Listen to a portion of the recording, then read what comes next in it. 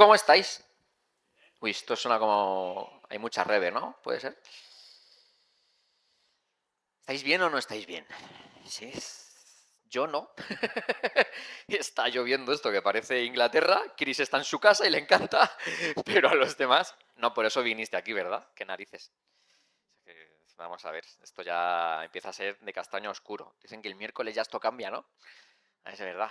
A mí al menos la lluvia constante y sin parar y que no haya luz y todo así con nubarrones, a mí me cambia el ánimo, ¿eh? Yo no sé a vosotros, a mí no me gusta. Me gusta un día de vez en cuando porque te quedas en casita, ¿verdad? Con el café y todo el rollo.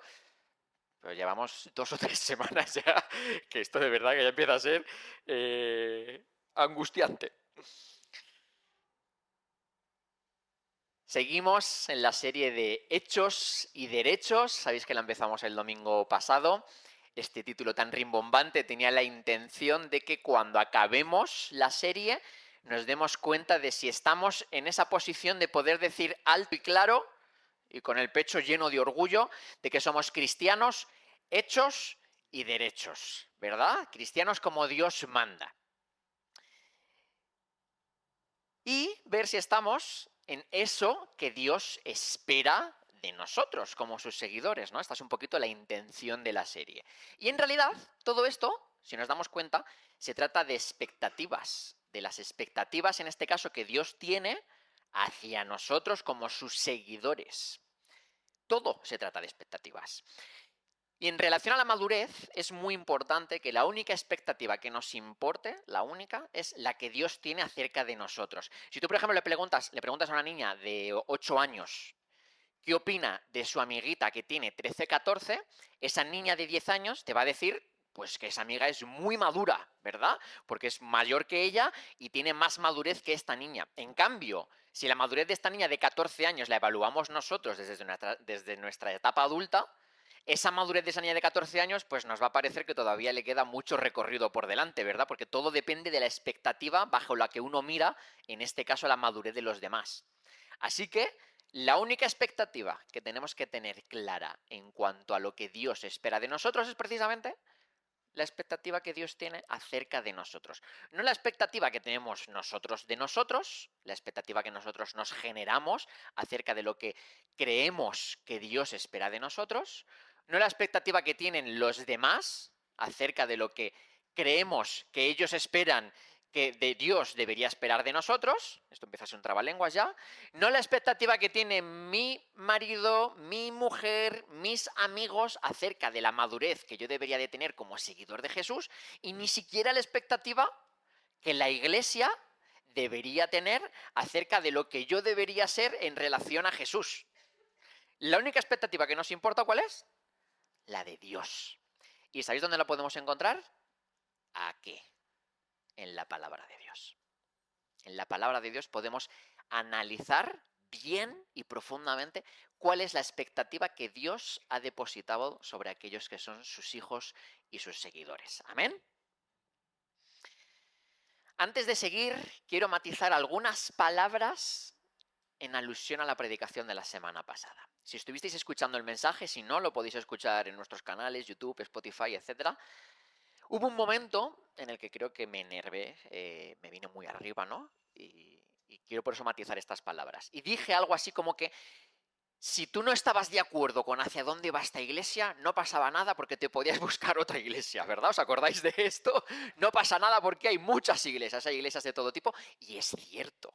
Evidentemente uno acaba, y esto es una cosa que vamos a analizar esta mañana, vamos a estar profundizando en los primeros inicios de la iglesia primitiva y qué tipo de comunidades eran y cómo nosotros nos colocamos ahí, nosotros es la iglesia Friends, y evidentemente esto es así, cada uno al final acaba allí donde está más a gusto, donde está de acuerdo con la visión, donde crece espiritualmente, donde es retado, evidentemente, ¿no? Por eso estamos en esta iglesia y no en otra. Pero lo que quería decir realmente con aquellas palabras no es que no nos importa que vengáis aquí o que no. Estamos encantados de recibir a la gente que Dios nos trae y queremos seguir creciendo en esto con esas personas que Dios ha traído a esta comunidad. De eso se trata realmente, ¿verdad? De crecer con cristianos hechos y derechos, con cristianos que están hechos y ya habrá que ir enderezándose poco a poco juntos en el camino, y con gente que ni siquiera sabe todavía si es cristiana o que quiere serlo y no sabe cómo. Esta es la intención de la Iglesia, evidentemente.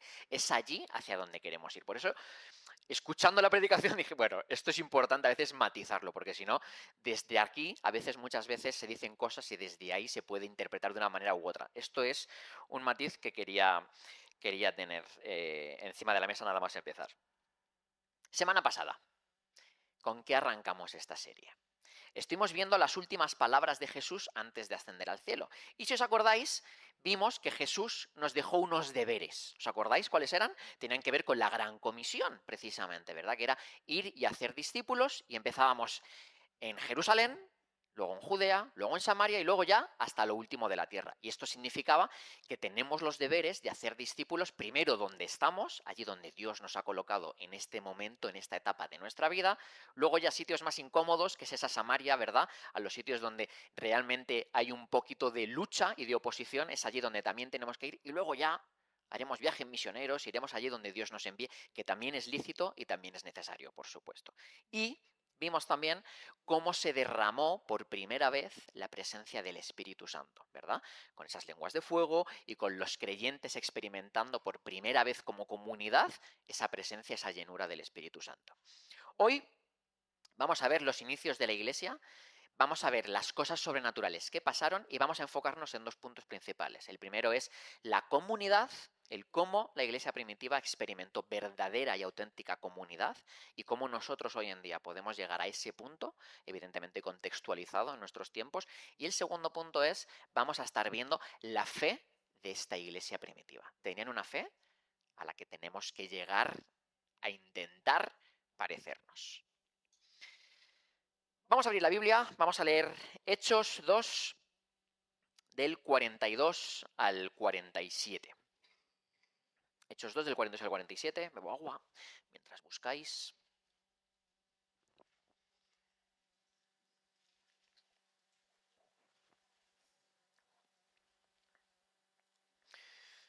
Dice, y perseveraban en la doctrina de los apóstoles, en la comunión unos con otros, en el partimiento del pan y en las oraciones.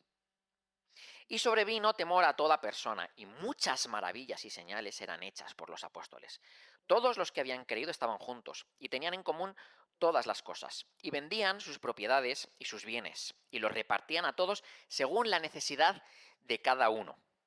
Y perseverando unánimes cada día en el templo, y partiendo el pan en las casas, comían juntos con alegría y con sencillez de corazón, alabando a Dios y teniendo favor con todo el pueblo. Y el Señor añadía cada día a la iglesia los que habían de ser salvos.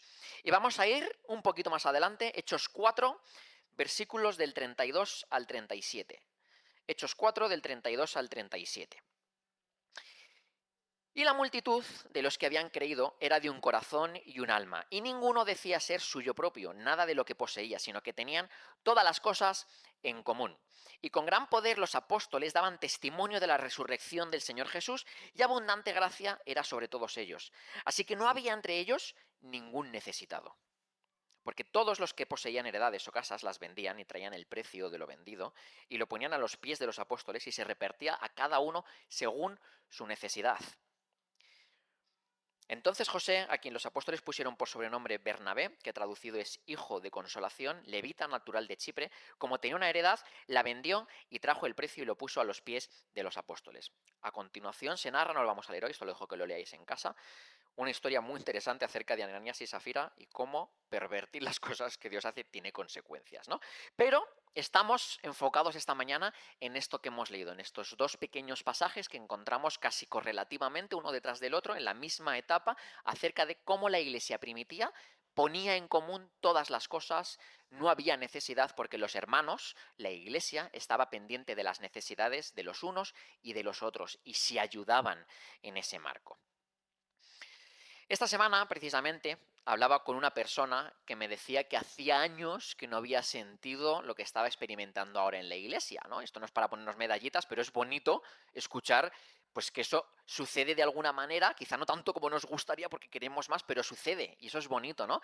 No experimentaba ese sentimiento, ese sentido de comunidad que estaba viviendo aquí en la iglesia, ¿no? Pues recibiendo llamadas de los hermanos, mensajitos, preocupándose por cómo estaba, siendo invitada ella y su pareja a casa de los otros a comer, experimentando todo esto, un verdadero sentimiento de comunidad.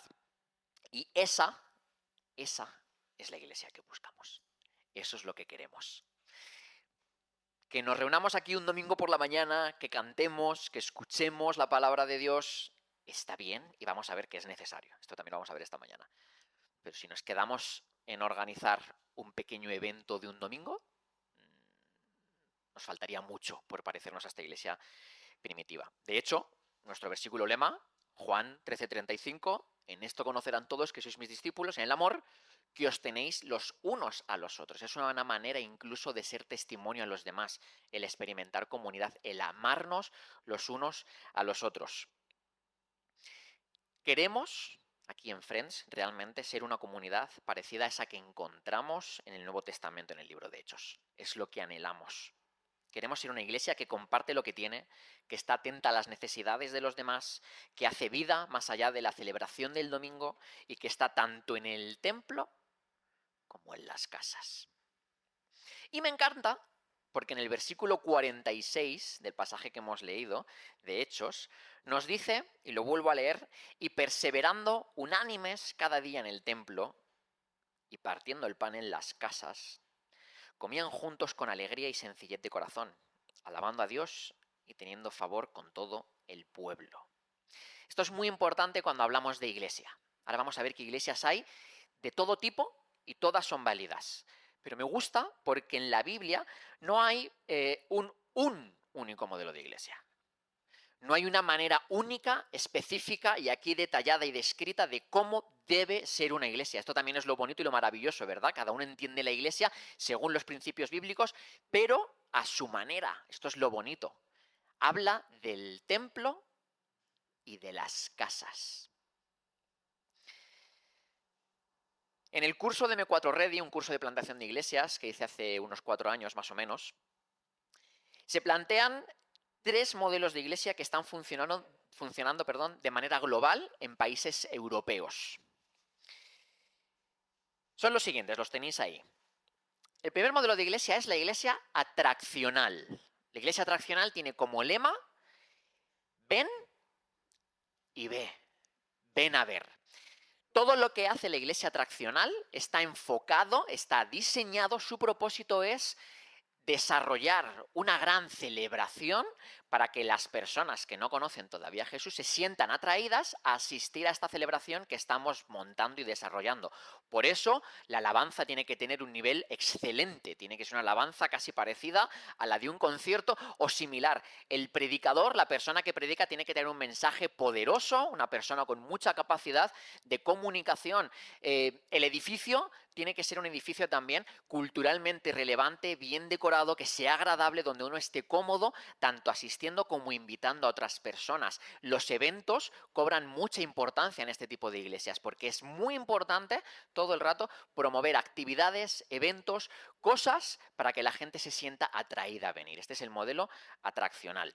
Luego tenemos la iglesia misional. Si la iglesia atraccional, el lema era ven a ver, en la iglesia misional el lema es ve y dile. Ves tú y dile a los demás.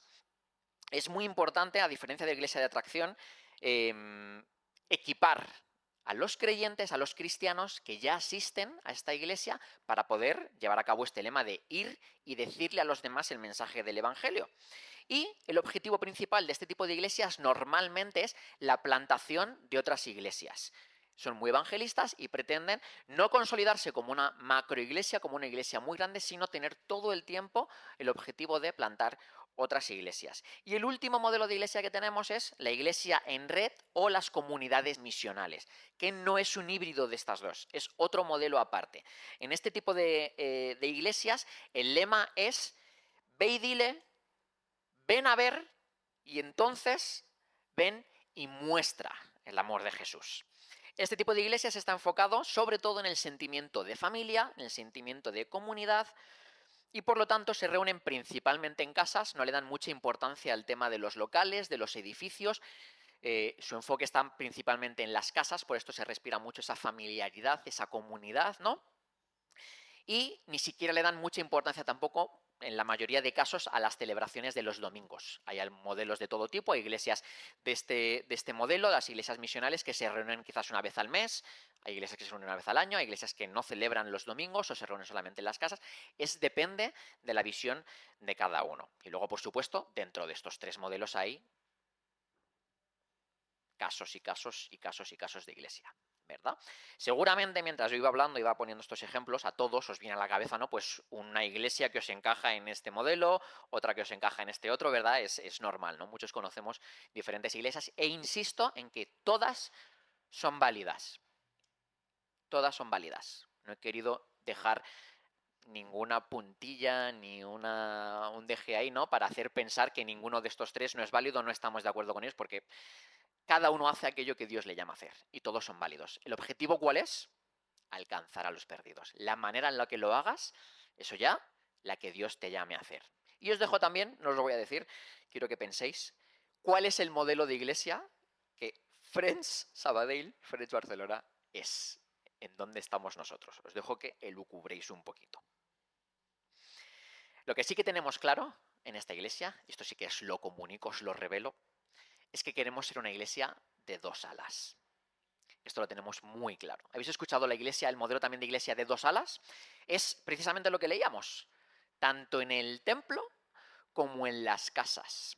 La iglesia de dos alas es un ala, es el templo, es la celebración del domingo, lo que estamos experimentando esta mañana. Cuando venimos aquí por la mañana nosotros los domingos, lo hacemos porque creemos en ello, si no lo haríamos otra cosa distinta. Le damos mucho valor, creemos mucho en la importancia de poder celebrar juntos a Jesús, de poder cantar, alabar en comunidad. Lo que hemos experimentado hace unos minutos aquí, ¿verdad? Con esta última canción sobre todo, a mí esta siempre me llena el corazón, me pone los pelos de punta. Eso se experimenta en comunidad. ¿Lo puedes hacer en un grupito pequeño? Por supuesto que también, pero es poderoso cuando lo hace toda la iglesia junta. Le damos mucha importancia al ala del domingo, pero le damos también mucha importancia al otro ala, a la de las casas, en el templo y en las casas. Este es el otro ala. Y sin esta ala, el avión no vuela, va cojo.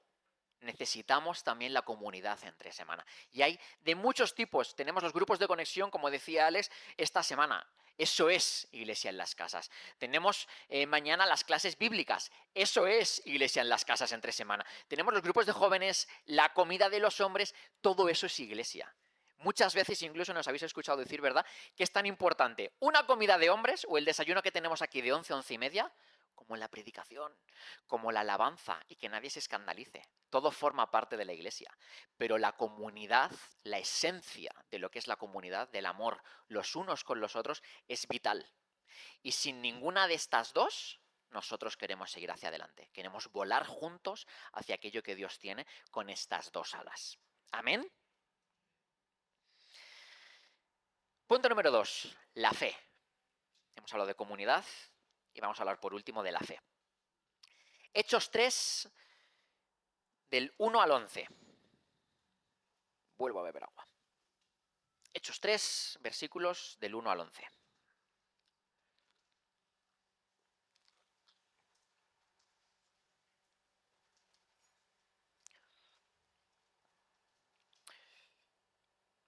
Pedro y Juan subían juntos al templo a la hora novena, la de la oración.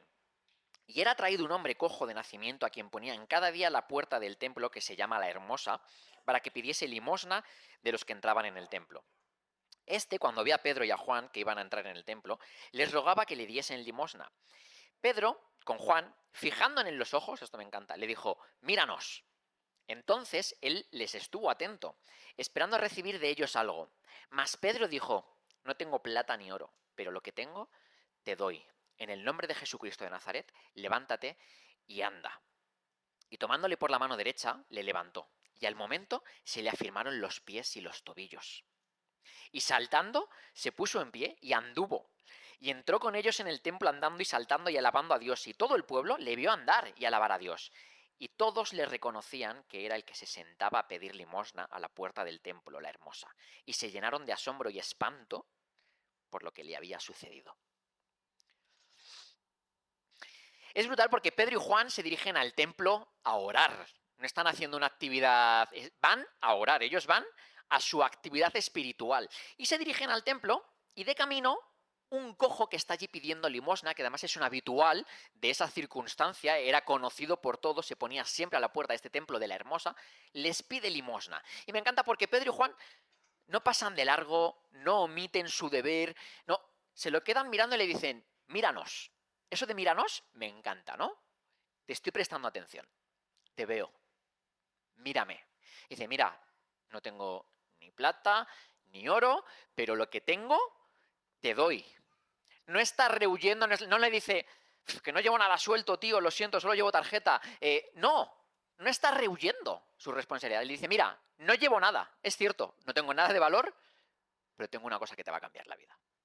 En el nombre de Jesús, y me encanta porque no le predica, no se pone a orar por él ahí durante 10 minutos.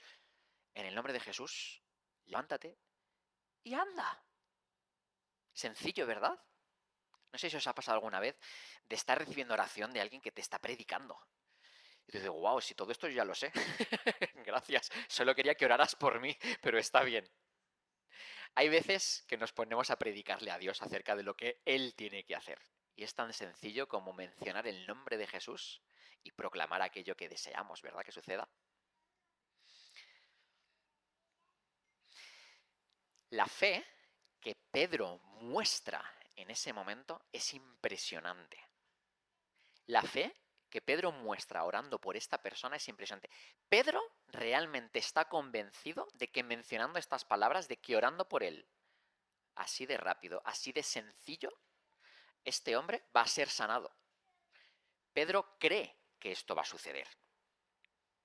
Y es muy importante que tengamos claro que si no tenemos fe cuando oramos por otras personas, cuando intercedemos delante de Dios por una situación en concreto, por una persona que queremos, por un milagro que estamos anhelando ver, si no hay fe en el proceso, le estamos poniendo barreras al Espíritu Santo realmente.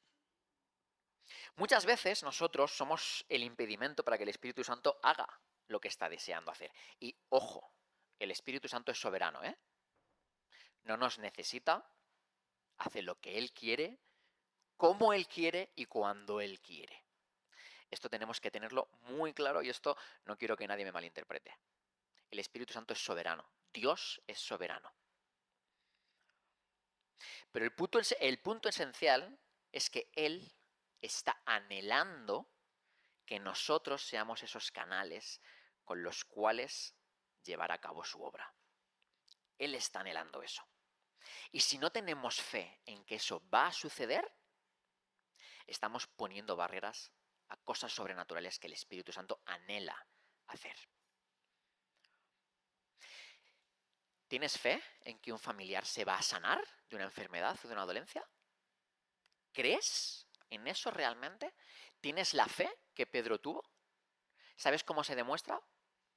Orando con fe en ello, creyendo realmente que esto va a suceder. ¿Tú tienes fe en que tu hijo, alejado de los caminos de Dios, va a volver a los caminos de Dios? ¿Sabes cómo lo demuestras? ¿Sabes cómo demuestras esa fe? Orando de corazón con que eso va a suceder. Orando con fe. ¿Necesitas ver un milagro en esta etapa, en este momento de tu vida, en una situación en concreto? ¿Sabes cómo lo demuestras? Orando con fe. Orando con fe de verdad, con esta fe que encontramos en Pedro. Porque la fe mueve montañas. Y para ser cristianos hechos y derechos, debemos ejercitar más nuestra fe. Debemos llevar nuestra fe a otro nivel, a ese nivel en el que permitimos que el Espíritu Santo haga lo que está deseando hacer. Amén. Hechos 5, versículos del 12 al 16.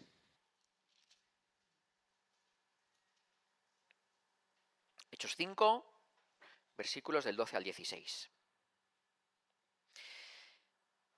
Y por la mano de los apóstoles se hacían muchas señales y prodigios en el pueblo, y estaban todos unánimes en el pórtico de Salomón.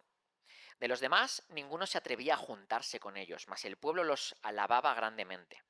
Y los que creían en el Señor aumentaban más. Gran número, así de hombres como de mujeres, tanto que sacaban los enfermos a las calles y los ponían en camas y lechos, para que al pasar Pedro, a lo menos su sombra cayese sobre alguno de ellos. Y aun de las ciudades vecinas, muchos venían a Jerusalén trayendo enfermos y atormentados de espíritus inmundos, y todos eran sanados.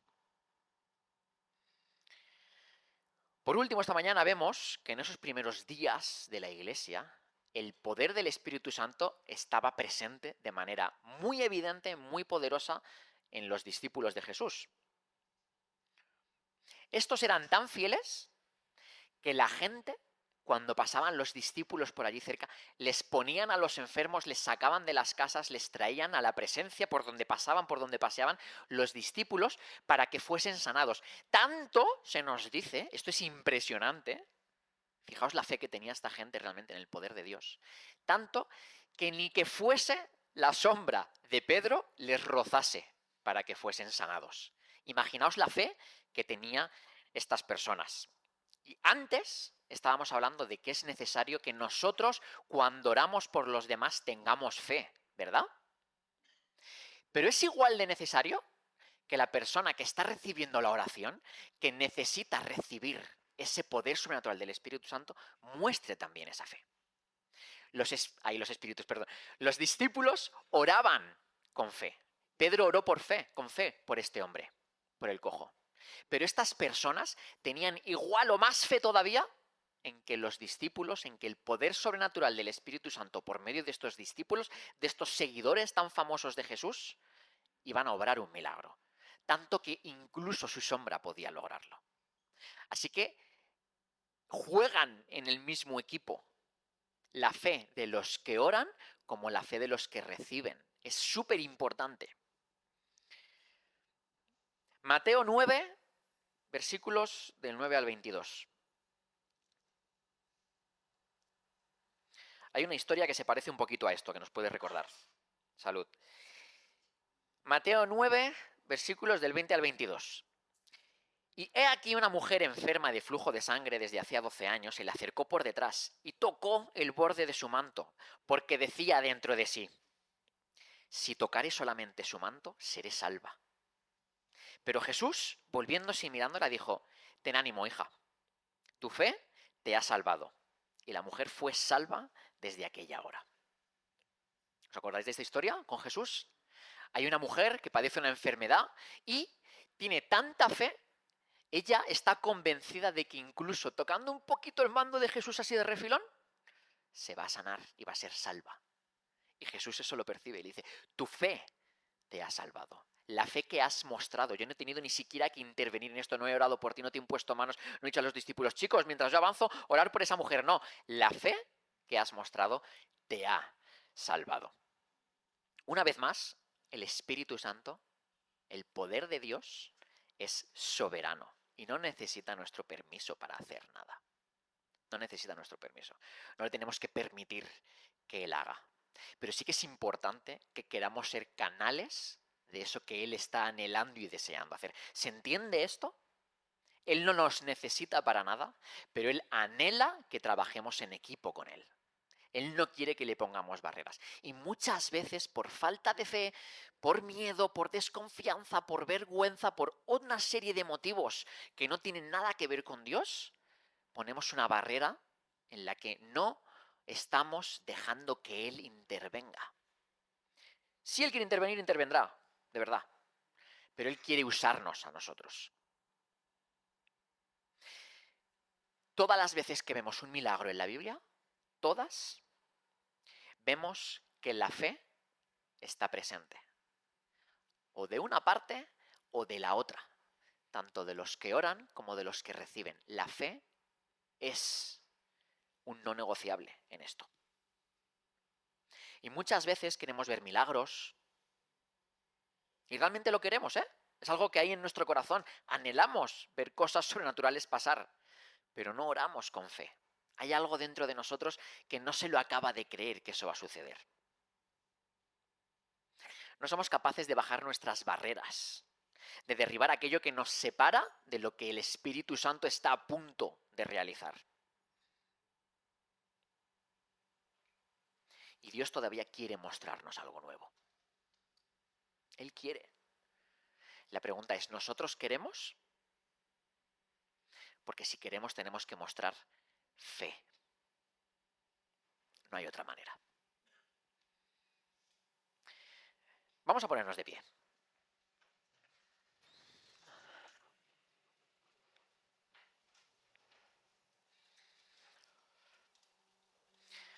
Hemos visto esta mañana la importancia de la comunidad real, de lo que es experimentar iglesia en todo su cómputo general y en este también, en la comunidad. Y hemos visto el poder de la fe.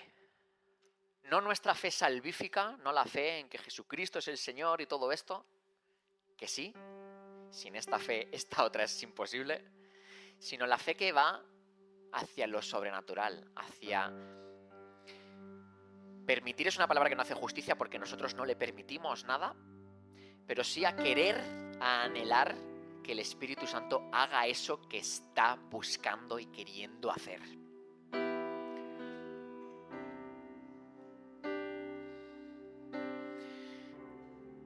Vamos a cerrar nuestros ojos. Espíritu Santo, yo te pido que estés desde ahora mismo moviéndote en esta sala. Te quiero pedir una vez más que derribes esas barreras que te ponemos tantas veces.